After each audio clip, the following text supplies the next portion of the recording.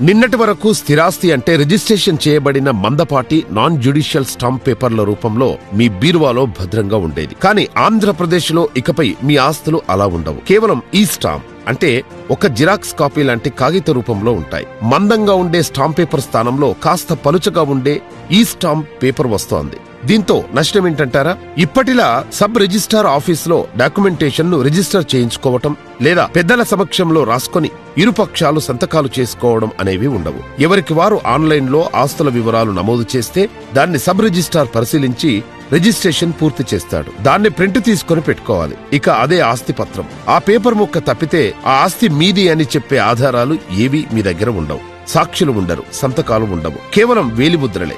మీ వేలిముద్రలు, మీ ఆస్తి వివరాలన్నీ కూడా ఒక ప్రైవేట్ సంస్థ దగ్గర ఉంటాయి.